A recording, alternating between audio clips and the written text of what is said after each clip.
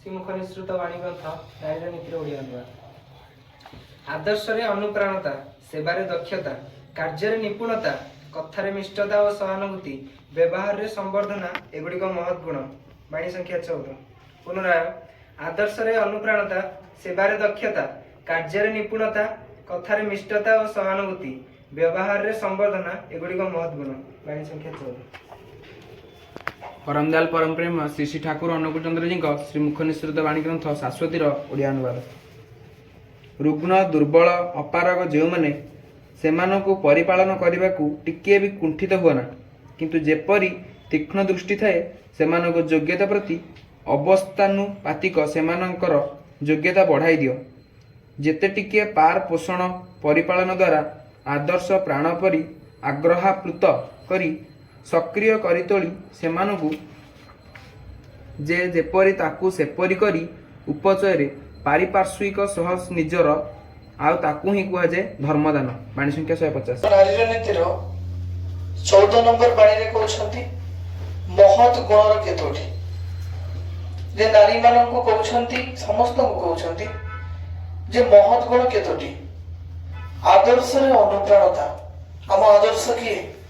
ଶ୍ରୀ ଶ୍ରୀ ଠାକୁର ହଉଛନ୍ତି ଆମର ଆଦର୍ଶ। ଆଦର୍ଶରେ ଅନୁପ୍ରାଣତା ରହିବା ଦରକାର।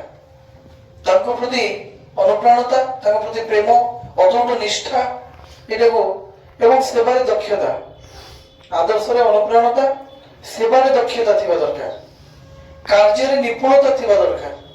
ଯେକୌଣସି କାର୍ଯ୍ୟ, ସେ କାର୍ଯ୍ୟରେ ତୁମେ ନିପୁଣ ହବା ଦରକାର, ସେବାରେ ଦକ୍ଷତା ରହିବା ଦରକାର, କଥାରେ ମିଷ୍ଟତା, କଥାରେ ମିଷ୍ଟ ଭାବ ରହିବା ଦରକାର। ଠାକୁର କହିଲେ କଥା କହିବୁ ତ ଗୁଡ଼ ଭଳି, ଲେପି ରହିବ ଦେହରେ, ମିଷ୍ଟ କଥା ଦୁଷ୍ଟ ହେଲେ ଅଲଗା ଆଡେ ଗତି କରେ। ତେଣୁକରି ଯେ କଥାରେ ମିଷ୍ଟତା ରହିବ, ସହାନୁଭୂତି ରହିବ, ସମସ୍ତଙ୍କ ପ୍ରତି ଗୋଟେ ଦୟା ଭାବ, ସ୍ନେହ ଭାବ, ସହାନୁଭୂତି ଭାବ ରହିବ। ବ୍ୟବହାରରେ ସମ୍ବର୍ଦ୍ଧନା, ଯୋଉଠି ଯୋଉ ବ୍ୟବହାର କରିବ ସମସ୍ତଙ୍କୁ ସମ୍ବର୍ଦ୍ଧନା ଦେଇ ବ୍ୟବହାର କରିବ। ଯିଏ ଆଉ ଧମକେଇ ବଡ କଥା କହି ଖା ଭୋଜ ଗିଳ ଭଳିଆ କଥା କହିଲେ ହବନି। ତେଣୁକରି ବ୍ୟବହାରରେ ସମ୍ବର୍ଦ୍ଧନା ରହିବା ଦରକାର। ଏଗୁଡିକ ହଉଛି ମହତ୍ ଗୁଣ।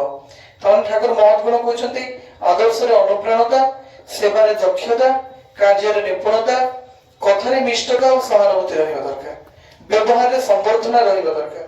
ଏଗୁଡିକ ହଉଛି ମହତ୍ ଗୁଣ। ବାଣୀ ସଂଖ୍ୟା 14। ସେବା ଅଧ୍ୟାୟରେ କହୁଛନ୍ତି 150 ନମ୍ବର ବାଣୀରେ, ରୁଗ୍ଣ, ଦୁର୍ବଳ, ଅପାରଗ ଯେଉଁମାନେ, ଯେଉଁମାନେ ରୁଗ୍ଣ, ଯେଉଁମାନେ ଦୁର୍ବଳ ହେଇଗଲେଣି, ଅପାରଗ, ପାରୁନାହାନ୍ତି କିଛି, ସେମାନଙ୍କୁ ପରିପାଳନ କରିବାକୁ ଟିକିଏ ବି କୁଣ୍ଠିତ ହୁଅନା। ଯୋଉମାନେ ରୋଗିଣା ହେଇଯାଇଛନ୍ତି, ଦୁର୍ବଳ ହେଇଯାଇଛନ୍ତି, କିଛି ପାରୁନାହାନ୍ତି, ଅପାରଗ, କିଛି କର୍ମ କରିପାରୁନାହାନ୍ତି, ସେମାନଙ୍କୁ ଟିକେ ଯେପରି ତାଙ୍କୁ ସେବା କରିବାକୁ, ପରିପାଳନ କରିବାକୁ ଟିକେ ବି କୁଣ୍ଠାବୋଧ କରିବନି। କିନ୍ତୁ ଯେପରି ତୀକ୍ଷ୍ଣ ଦୃଷ୍ଟି ଥାଏ ତାଙ୍କ ପ୍ରତି, ସେମାନଙ୍କ ଯୋଗ୍ୟତା ପ୍ରତି, ଆମର ତୀକ୍ଷ୍ଣ ଦୃଷ୍ଟି ରହିବା ଦରକାର। ଏ ଲୋକଟା କେତେ କାମ କରିପାରୁଛି, ଏହାର ଯୋଗ୍ୟତା କଣ, କାହିଁକି ନା ଏ ତ ରୁଗ୍ଣ, ଦୁର୍ବଳ, ଅପାରଗ। ତେଣୁକରି ତାର ଯୋଗ୍ୟତା ପ୍ରତି ଦୃଷ୍ଟି ରହିବା ଦରକାର। ଆଉ ଅବସ୍ଥାନୁପାତିକ ସେମାନଙ୍କର ଯୋଗ୍ୟତା ବଢେଇ ଦିଅ। ଏମିତି ଅବସ୍ଥା, ଗୋଟେ ସମୟ, ଗୋଟେ ଅବସ୍ଥା, ସିଚୁଏସନ ଦେଖି ତାଙ୍କ ଯୋଗ୍ୟତାକୁ କେମିତି ତମେ ବଢେଇ ପାରିବ ସେଇ ଚେଷ୍ଟା କରିବ। ଯେତେ ଟିକେ ପାର ପରିପୋଷଣ ଦିଅ, ଯେତେ ଟିକେ ପାରିବ ପରିପାଳନ କର, ଆଦର୍ଶ ପ୍ରାଣ କରି, ଆଦର୍ଶ ପ୍ରାଣ କର, ଇଷ୍ଟଙ୍କ ପ୍ରତି ନିଷ୍ଠା ତିଆରି କର, ଆଦର୍ଶଙ୍କ ପ୍ରାଣ ବା ପରମ ପିତାଙ୍କୁ ଭଲ ପାଇବା ଶିଖାଅ, ଏବଂ ଆଗ୍ରହ ଆପ୍ଲୁତ କରିବ। ସବୁ ଜିନିଷ କରିବାର ଆଗ୍ରହ ଥିବ, ସେ ଆଗ୍ରହରେ ସେ ଯେପରି ଆପ୍ଲୁତ ହେଇଥିବ, ଏବଂ ତାକୁ ସକ୍ରିୟ କରି ତୋଳ, ଆକ୍ଟିଭ କରି ତୋଳ ପୁରା। ଯିଏ ଯେପରି ତାକୁ ସେପରି କରି, ଯିଏ ଯେପରି ତାକୁ ସେହିପରି କରି ଏଗୁଡାକ କରିବ। ଯିଏ ଯୋଉ ଭଳିଆ ଅଛି ତା ଅବସ୍ଥାକୁ ବୁଝି ତାକୁ ପରିବର୍ତ୍ତନ କରିବାକୁ ଚେଷ୍ଟା କରିବ, ତାକୁ ଆହୁରି ଡେଭଲପ କରିବାକୁ ଚେଷ୍ଟା କରିବ। ଏବଂ ଠାକୁର କହୁଛନ୍ତି ତା ଭିତରେ ଆହୁରି ଆଗ୍ରହ ସୃଷ୍ଟି କର ଆଦର୍ଶ ପ୍ରାଣ କରିବା ପାଇଁ। ଉପଚୟରେ ପାରିପାର୍ଶ୍ୱିକ ସହ ନିଜର, ଆଉ ତାକୁ ହିଁ କୁହାଯାଏ ଧର୍ମଦାନ। ତମେ କେବଳ ନିଜର ନୁହଁ, ନିଜରକୁ ୱିଥ ପାରିପାର୍ଶ୍ୱିକ ସମସ୍ତଙ୍କୁ। ହେଲା ଏମିତି କଲେ ହିଁ ତୁମକୁ ଏଇଟାକୁ ଠାକୁର କହୁଛନ୍ତି ଧର୍ମଦାନ ବୋଲି କୁହାଯିବ। ବୁଝିପାରୁଛ ନା ନାଇଁ? ରୁଗ୍ଣ ଦୁର୍ବଳ ଅପାରଗ ମାନଙ୍କୁ ସାହାଯ୍ୟ କରିବା, ପରିପାଳନ କରିବା, ଆଉ ସେଥିରେ କୁଣ୍ଠାବୋଧ ନ କରିବା, ଏବଂ କହୁଛନ୍ତି ସମସ୍ତଙ୍କର ଯୋଗ୍ୟତାକୁ ଅବସ୍ଥାନୁପାତିକ ବଢେଇ ଦେବା ପାଇଁ ଯୋଉମାନେ ରୁଗ୍ଣ ଦୁର୍ବଳ, ଆଉ ଯେତେ ଟିକେ ପାରୁଛ ତାକୁ ପରିପୋଷଣ ଦିଅ, ପରିପାଳନ କର, ଆଦର୍ଶ ପ୍ରାଣ କରି ତୋଳ, ଆଉ ସେଥିରେ ତାର ଆଗ୍ରହ ସୃଷ୍ଟି କର। এইটা হচ্ছে ধর্মদান করিবা। খালি আমি শান্তিরে রহিবু, শান্তিরে বঞ্চিবু, আমি আসিবু ঠাকুরଙ୍କୁ প্রার্থনা করিবু, বঞ্চিবা পড়িবার পথ জানিবু, কিন্তু অলগা কেହି জানিবেনি, সেমতি নহ। ମୁଁ ଯୋଉଟା ଜାଣିଛି ସେଟା ଜଣେଇବାକୁ ପଡିବ। ମୁଁ ଜାଣିଛି ଆଉ ଜାଣିକିରି ମରିଗଲେ ମୋ ବିଦ୍ୟା ନଷ୍ଟ, ମୋର କଣ କିଛି ଲାଭ ନାହିଁ। ପରୋପକାରାୟ ସତାଂ ବିଭୂତୟ, ଠାକୁର ତ କାହାକୁ ପର ବୋଲି ବି ଭାବୁନଥିଲେ। ଠାକୁରଙ୍କୁ ଯେତେବେଳେ ପଚରା ଯାଇଥିଲା ଯେ ଠାକୁର ଏ ବାଣୀ କାହା ପାଇଁ, କଣ ପରର ମଙ୍ଗଳ କାମନା କରିବା ପାଇଁ, ପରର କିଏ କହୁଛି ପରର ମଙ୍ଗଳ ପାଇଁ, କିଏ କହୁଛି କଣ, ଠାକୁର କହୁଛନ୍ତି ଦୁର୍ଶାଳା, ମୋର କେହି ପର ବୋଲି ନାହାନ୍ତି ଜଗତରେ, ମୁଁ ତ ନିଜ ଲୋକଙ୍କ ପାଇଁ ଦଉଛି ଏଇ ବାଣୀ। ଠାକୁରଙ୍କର କେହି ପର ନଥିଲେ, ସେ ସମସ୍ତଙ୍କୁ ଆପଣାର ବୋଲି ଭାବୁଥିଲେ, ସେଇଥିପାଇଁ ତାଙ୍କ ନାଁ ପ୍ରେମମୟ ହେଇଛି। କି ମଦ, ଆଖିଡି, କି ବିଡି, କି ସିଗାରେଟ, କି ଲମ୍ପଟ, କି ଦୁରାଚାରୀ, କି ମିଥ୍ୟାବାଦୀ, ଯାହାକୁ ଲୋକ ସମାଜରୁ ତ୍ୟାଗ କରିଦଉଥିଲେ, ଯୋଉ ଭଳିଆ ଲୋକଙ୍କୁ ଲୋକମାନେ ଘୃଣା କରୁଥିଲେ, ତାଙ୍କୁ ମଧ୍ୟ ଠାକୁର ଆଶ୍ରୟ ଦେଇକି ତାଙ୍କୁ ପରିବର୍ତ୍ତନ କରିବାକୁ ଚେଷ୍ଟା କରିଛନ୍ତି, ଆଉ ତାଙ୍କ ଜୀବନାଦର୍ଶରେ ମଧ୍ୟ ପରିବର୍ତ୍ତନ କରିଛନ୍ତି। ସେ କାହାକୁ ତ୍ୟାଗ କରୁନଥିଲେ। ତେଣୁକରି ଆମେ ପାରିପାର୍ଶ୍ୱିକରେ କେବଳ ଆମେ ବଞ୍ଚିଲେ ହବନି, ଭଲ ମନ୍ଦ ଖାଇଲେ ହବନି, ଆମେ ଖାଲି ସତ୍ସଙ୍ଗ ଯିବା, ଭୋଜି ଖାଇବା, ପ୍ରାର୍ଥନା କରିବା, ସେଥିରେ ଜୀବନ ସେଥିରେ ପଳେଇଯିବ। ଧର୍ମ ଦାନ କରିବା ହବ ନାହିଁ। ମୋ ଆତ୍ମା ଯଦି ପରମାତ୍ମା ଲାଭର ମାର୍ଗ ଜାଣି ଯାଇଛି, ମୋ ଜୀବାତ୍ମା ଯଦି ପରମାତ୍ମା ସମ୍ବନ୍ଧୀୟ ଜ୍ଞାନ ଶିଖି ଯାଇଛି, ତାହେଲେ ସେଇଟା ଆଉ ଗୋଟେ ଆତ୍ମାକୁ ଜଣେଇବା ଏକାନ୍ତ ଆବଶ୍ୟକ।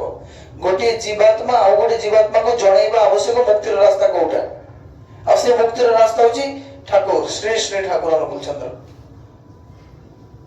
ତାଙ୍କୁ ଧରି ଚାଲିଲେ, ତାଙ୍କ ଜୀବନାଦର୍ଶ, ତାଙ୍କ ଭାବାଦର୍ଶରେ ଯଦି ଆମେ ଚାଲିବା, ତାହେଲେ ଆମ ଜୀବନ ନିହାତି ମଙ୍ଗଳକର। ଖାଲି ପଢିବ, ଏଠି ରିଡିଂ ମାରିବ, ପ୍ରାର୍ଥନା ଯଦି କେବଳ ତୁମର କଥା ଓ ଚିନ୍ତାର ଖୋରାକ ମାତ୍ର ହୁଏ, ବାସ୍ତବ କର୍ମ ଭିତରେ ଦେଇ ସେଗୁଡିକ ଯଦି ଫୁଟେଇ ତୋଳି ନ ପାର, ତେବେ ପାଇବା ଯେ ତୁମର ତମସାଚ୍ଛନ୍ନ ହୋଇ ରହିଯିବ, ତାହା କିନ୍ତୁ ଅତି ନିଶ୍ଚୟ। ତମର ମୁଁ କହୁଛନ୍ତି ମୋର କଥା ଗୁଡିକ ଯଦି କେବଳ ତମର କଥା, ତମେ ଖାଲି ସେଇଗୁଡା କହିବ, ମୋ କଥା ଶୁଣିବ, ଆଉ ଗୋଟେ ଜାଗାରେ କହିବ, ଆଉ କେବଳ ଚିନ୍ତାରେ ଭାବିବ ନା ଏଇଟା ଠିକ ଏଇଟା ଭୁଲ, କିନ୍ତୁ କର୍ମରେ କରିବନି। କରିବା ଭିତରେ ବା ଆଚରଣ ଭିତରେ ଯଦି ମୋ ବାସ୍ତବରେ ତାକୁ ଯଦି ଠାକୁରଙ୍କ କଥା ଯଦି ଫୁଟାଇ ତୋଳି ନ ପାରୁଛ, ତାହେଲେ ପାଇବା ତମସାଚ୍ଛନ୍ନ ରହିଯିବ, ଅନ୍ଧକାରାଚ୍ଛନ୍ନ ହେଇକି ରହିଯିବ, କିଛି ପ୍ରାପ୍ତି ଘଟିବ ନାହିଁ, କିଛି ପାଇପାରିବ ନାହିଁ। ଖାଲି ଶୁଣିବେ ଯେ ନାମ କଲେ ଏଇଆ ହୁଏ, ଖାଲି ଶୁଣିବ ଯେ ଇଷ୍ଟବୃତ୍ତି କଲେ ଏଇଆ ହୁଏ। ପିଲା ବି ସେଇଆ କରୁଛନ୍ତି, ଶୁଣୁଛନ୍ତି ଚୁପଚାପ ଯେ ନାମ କଲେ ଏଇଆ ହୁଏ, କାଳେ କନସେନ୍ଟ୍ରେସନ ପାୱାର ବଢିଯାଏ, କାଳେ ମେମୋରି ପାୱାର ଡେଭଲପ ହୁଏ, ଏଗୁଡା ସବୁ ସେ ଶୁଣିଛନ୍ତି। ଶରୀର ଭିତରେ ଉର୍ଜା ସୃଷ୍ଟି ହୁଏ ଏବଂ ତାର ଯୋଉ ଗୁଡାକ ବ୍ରେନ ସେଲ ଗୁଡାକ ଆକ୍ଟିଭ ହେଇନି, এই ইনঅ্যাক্টিভ সেল গুড়াক সব আক্টিভ হয়ে যায়। গোটিয়ে মনিষর জীবনর যেতে অনিয়ন্ত্রিত পদ্ধতি আছে সেগুড়াক সব নিয়ন্ত্রিত হয়ে যায়। এগুড়া পিলা শুনিছন্তি যে নাম কলে এয়া হুয়ে, ইষ্টবৃত্তি কলে এয়া হুয়ে, কিন্তু থরে করিকি দেখু নাহান্তি। মতে দুঃখ ন করে যে পাইবাকু চাহে, দুঃখ তা পছরে ଥାଏ। টিকে আমি চেষ্টা করিবা সমস্ত দৈনন্দিন টিকে নাম করিও, দৈনন্দিন ওষারে নিশারে মন্ত্র সাধন, চলারে ফেরারে জপ, যথা সময় ইষ্ট নির্দেশ মূর্ত করিবাই তপ। ওষা অতি প্রত্যুষরে উঠি মন্ত্র সাধন করা যায়।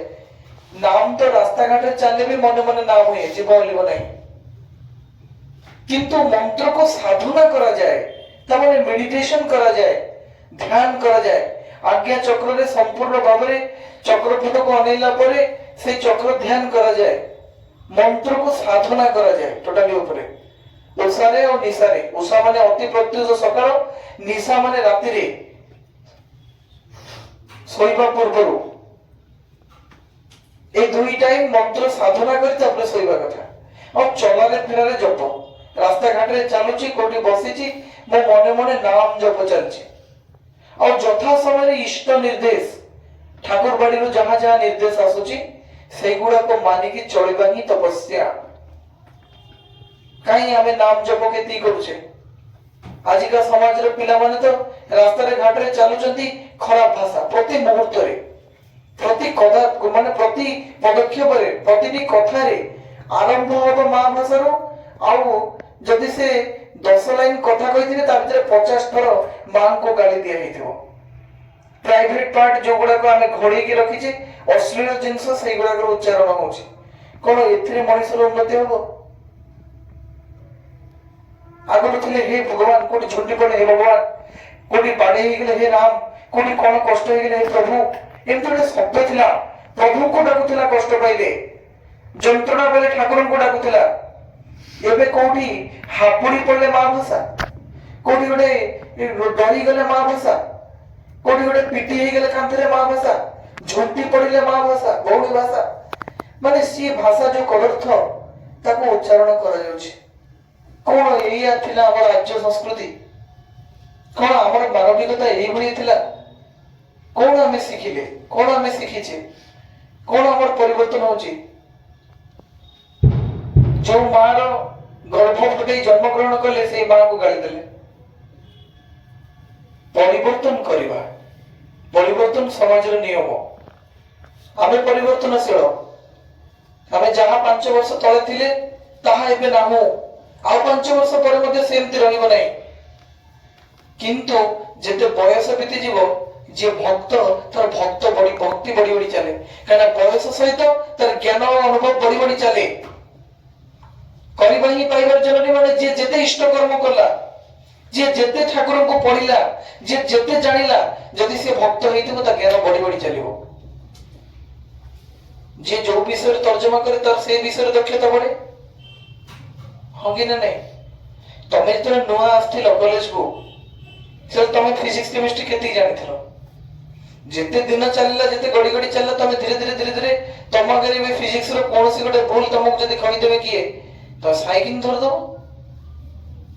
କେମିଷ୍ଟ୍ରି କେହି ଗୋଟେ ଭୁଲ ଭାଲ କହିଦେଲେ ଥିଓରି, ତମକୁ ଯଦି ଏଇନେ ମ୍ୟାଥମେଟିକ୍ସ ର a + b ର ହୋଲ ସ୍କୋୟାର କୁହାଯିବ, a square - b square a ଏମିତି 2ab ଯଦି କୁହାହବ, ତମେ ସାଇକିନ ଧରିଦବ। ତ ପଢିଛ a square + 2ab + b square ଯାହା ଅଛି ସେଠି। ତେଣୁକରି ସବୁ ଜିନିଷ ଯେତେ ସମୟ ଚାଲେ, ଯୋଉ ଜିନିଷରେ ଆମେ ତର୍ଜମା କରୁ ସେ ଜିନିଷ ବଢି ବଢି ଚାଲେ। ତ ଆମ ଭକ୍ତି ସ୍ତୁତି ମଧ୍ୟ ସେଇଆ। ଆମର ଯେତେ ଇଷ୍ଟଙ୍କ ପ୍ରତି ଟାଣ ବଢିବ, ଯେତେ ଅଚ୍ୟୁତ ଇଷ୍ଟ ନିଷ୍ଠା ହବ, ପ୍ରଶ୍ନ ଶୂନ୍ୟ ଭାବରେ ହନୁମାନଙ୍କ ଭଳି। ହନୁମାନ କେବେ ପ୍ରଶ୍ନ କରିନାହାନ୍ତି କାହିଁକି ପ୍ରଭୁ ଏହା କଲେ, କାହିଁ ସେୟା ହେଲା, କାହିଁକି କଣ ପାଇଁ ପ୍ରଶ୍ନ କରିନାହାନ୍ତି। କେବଳ ନିରବଚ୍ଛିନ୍ନ ଭାବରେ ନିଜର ପ୍ରୀତମ ନିଜ ପ୍ରଭୁଙ୍କୁ ଭଲ ପାଇ ଚାଲିଛନ୍ତି। ଆଉ ତା ଭିତରେ ଦେଇ ହନୁମାନ ଅଜର ଅମର ପୂଜିତ ହଉଛନ୍ତି ବିଶ୍ୱରେ ଭକ୍ତ ଶ୍ରେଷ୍ଠ ଭାବରେ। ଶ୍ରୀ ଶ୍ରୀ ବରଦାନଙ୍କୁ ଦେଖ, ବରଦା କେବେ ଠାକୁରଙ୍କୁ କିଛି ପ୍ରଶ୍ନ କରିନାହାନ୍ତି। ବରଦାଙ୍କୁ ଭାବାଦର୍ଶରେ ଦେଖ, ସେ ଠାକୁରଙ୍କ ଜ୍ୟେଷ୍ଠ ପୁତ୍ର, କିନ୍ତୁ ଠାକୁରଙ୍କୁ ସେ ବାପା ଡାକି ନାହାନ୍ତି। ଠାକୁରଙ୍କ ଜୀବନ ସାରା ସେ ଠାକୁର ବୋଲି ହିଁ ଡାକୁଥିଲେ।